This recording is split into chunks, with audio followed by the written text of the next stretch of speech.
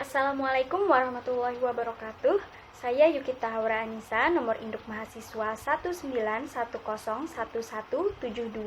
191111172200037 dari program studi pendidikan bahasa Inggris.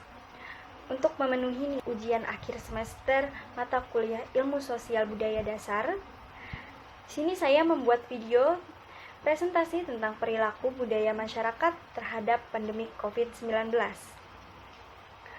Sebelum masuk ke dalam inti penjelasan, perkenankan saya menjelaskan tentang COVID-19 sedikit saja.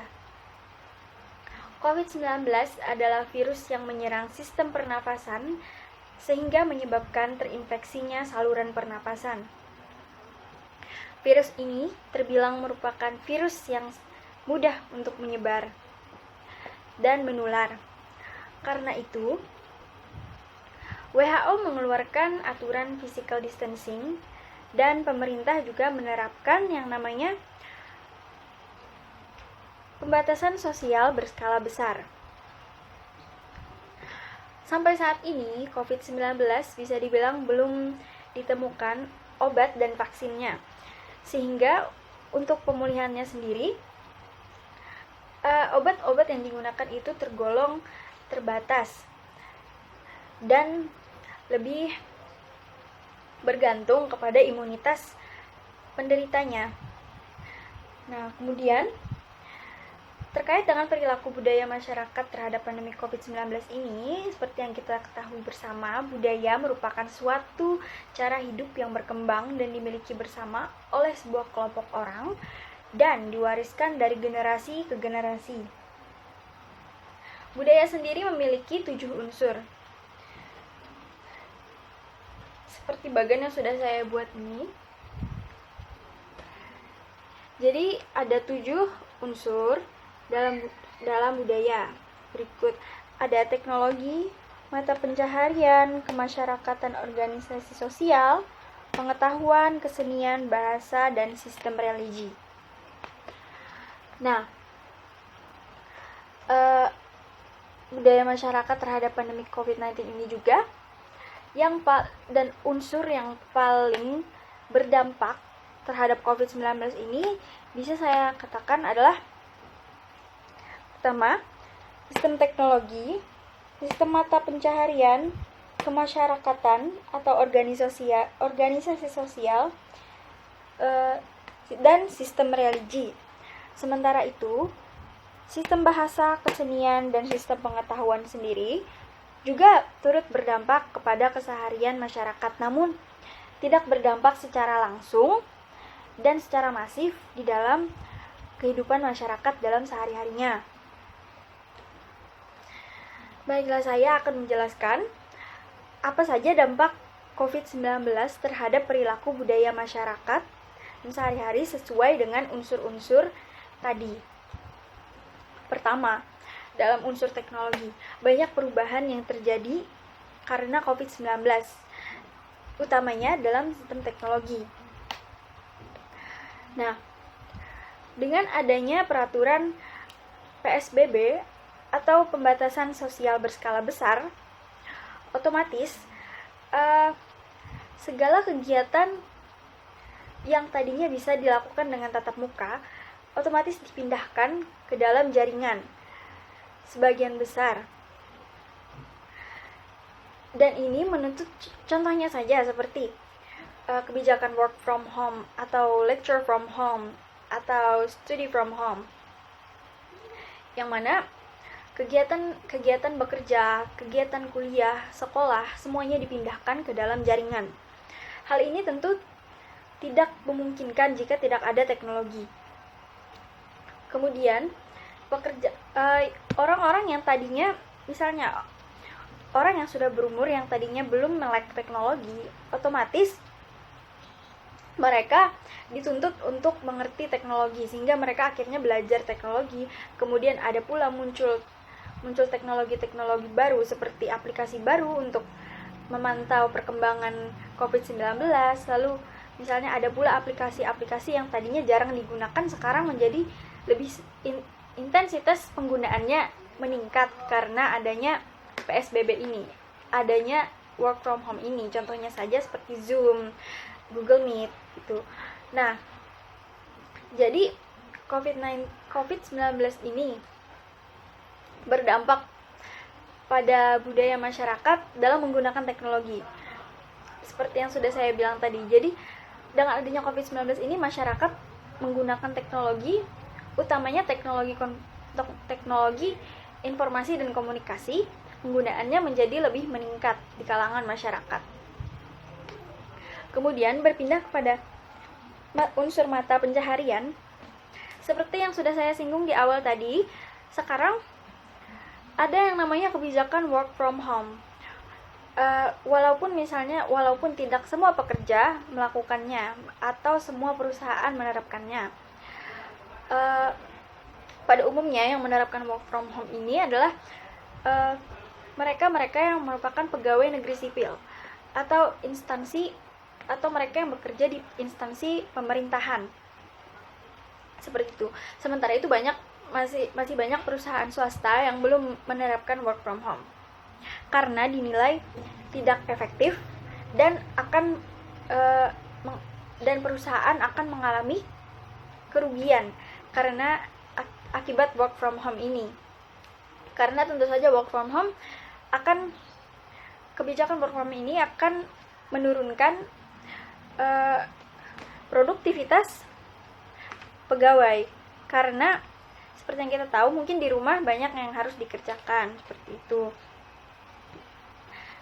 Kemudian ada pula pedagang-pedagang atau pedagang kecil yang mulai kehilangan konsumennya karena adanya COVID-19 ini. Orang-orang akan berpikir bahwa mereka harus berhati-hati jika membeli barang dari luar, terutama makanan. Maka dari itu orang-orang mulai mengurangi yang namanya belanja di luar, terutama belanja makanan. Karena itu itu tadi akhirnya banyak pedagang yang mulai kehilangan konsumennya. Ada pula yang mereka yang mengalami kerugian akibat COVID-19 ini, dan itu adalah dampak COVID-19 pada unsur mata pencaharian. Kemudian pada sistem kemasyarakatan atau organisasi sosial, dengan adanya pembatasan sosial berskala besar ini, tentu saja kegiatan kemasyarakatan akhirnya tidak bisa berjalan sebagaimana mestinya. Seperti yang setelah saya singgung di awal tadi, akhirnya semua kegiatan kemasyarakatan tadi akhirnya dipindahkan ke dalam jaringan atau secara online. Banyak contohnya seperti rapat kepanitiaan atau misalnya dalam kegiatan sehari-hari saja, misalnya yang tadinya kita dapat berinteraksi dengan tetangga dengan bebas seperti itu, tapi karena adanya PSBB ini akhirnya hanya bisa bertegur sapa melalui misalnya aplikasi WhatsApp seperti itu. Dengan teman-teman juga yang tadinya kita bisa berkumpul dengan teman-teman, akhirnya tidak, karena adanya peraturan PSBB karena COVID-19 ini, akhirnya kegiatan-kegiatan sosial itu memang tetap ada, tapi mungkin tidak bisa dilakukan secara tatap muka, dan akhirnya dipindahkan ke dalam jaringan seperti misalnya menggunakan WhatsApp, chat melalui WhatsApp, dan juga atau fitur video call. Selanjutnya ada sistem religi yang juga terkena dampak cukup besar. Seperti yang kita tahu, dengan adanya kebijakan PSBB ini pula, banyak masjid-masjid, banyak tempat ibadah yang ditutup, sehingga kegiatan ibadah pun, kegiatan religi tidak bisa berjalan sebagaimana mestinya. Bahkan di bulan Ramadan ini pun banyak masjid-masjid dan musola-musola yang ditutup, sehingga kegiatan ibadah seperti sholat tarawih, buka bersama yang umumnya ada di tiap bulan Ramadan, kini banyak yang ditiadakan, banyak masjid-masjid yang meniadakannya karena kebijakan PSBB tadi. Hal ini tentu sangat disayangkan. Tak hanya itu juga karena banyaknya tempat ibadah yang ditutup. Kemudian acara-acara keagamaan, acara hari besar pun akhirnya dipindahkan. Ada yang dipindahkan menjadi daring dalam jaringan. Seperti misa misalnya. Kemudian sementara umat muslim sendiri tidak memungkinkan kan ya ibadahnya secara online, tidak memungkinkan. Jadi mereka karena ada kebijakan ini akhirnya ibadah pun dilakukan masing-masing di rumah masing-masing dengan keluarga masing-masing pula. Nah, sementara itu ada pula yang namanya ada 3 unsur lagi, yaitu bahasa, kesenian, dan pengetahuan. Hal ini mungkin tidak berpengaruh secara besar dalam kehidupan sehari-hari masyarakat. Namun 3 unsur ini juga terkena dampaknya. Seperti bahasa. Bahasa ini sekarang di tengah masyarakat banyak istilah-istilah baru yang muncul. Seperti pandemi, kemudian klaster, dan lain-lain sebagainya. Mungkin istilah-istilah itu sudah ada sejak dulu. Tapi karena adanya COVID-19 ini, akhirnya istilah-istilah tadi menjadi lebih sering digunakan di tengah-tengah masyarakat umum. Mungkin sebelumnya istilah-istilah itu hanya digunakan oleh praktisi-praktisi tertentu saja, tapi akhirnya karena adanya COVID-19 ini, istilah-istilah tadi menjadi digunakan secara umum oleh masyarakat. Kemudian ada pula pengetahuan. Karena adanya COVID-19 ini, maka banyak pengetahuan yang kita dapatkan, pengetahuan baru yang kita dapatkan. Orang-orang mulai berlomba-lomba untuk mencari tahu tentang COVID-19, kemudian para profesional pun juga berlomba-lomba untuk mencari obatnya, mencari vaksinnya, seperti itu. Nah, ini merupakan suatu perkembangan ilmu pengetahuan dalam peradaban manusia. Nah, yang terakhir ini ada namanya unsur kesenian. Unsur kesenian ini juga terkena dampaknya dari pandemi COVID-19 ini. Utamanya masyarakat yang akrab dengan kesenian ya. Sekarang bisa kita lihat banyak musisi-musisi atau pegiat seni yang akhirnya menggiati kesenian untuk melakukan penggalangan dana untuk COVID-19 ini. Jadi ya akhirnya kesenian ini juga digunakan masyarakat untuk menggalang dana untuk kemaslahatan COVID-19 ini, seperti untuk mendukung para tenaga medis, kemudian untuk meringankan biaya berobatnya, seperti itu. Ya, kiranya itu saja. Nah, perilaku budaya masyarakat terhadap pandemi COVID-19 ini tentu saja banyak perubahan budaya yang terjadi di tengah-tengah masyarakat. Mulai dari hal remeh sampai hal yang besar, seperti munculnya bahasa istilah baru. Kemudian ada pula tadi itu yang perpindahan interaksi sosial yang tadinya bisa dilaksanakan secara tatap muka, akhirnya dipindahkan menjadi dalam jaringan atau online.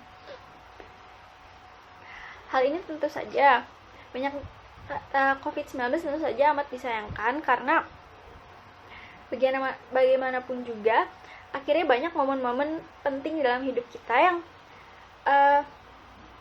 yang akhirnya harus terlewatkan karena adanya pandemi ini. Namun bagaimanapun juga kita sebagai masyarakat global yang patuh, yang peduli pada masyarakat, tentu saja kita harus berusaha sekuat mungkin bagaimana agar virus COVID-19 ini bisa hilang dari permukaan bumi, agar nantinya pula kegiatan kita sehari-hari dapat kembali berjalan normal tanpa dikhawatirkan oleh virus seperti COVID-19 ini. Kiranya itu saja yang bisa dapat saya sampaikan. Salah hilaf mohon dimaafkan. Assalamualaikum warahmatullahi wabarakatuh.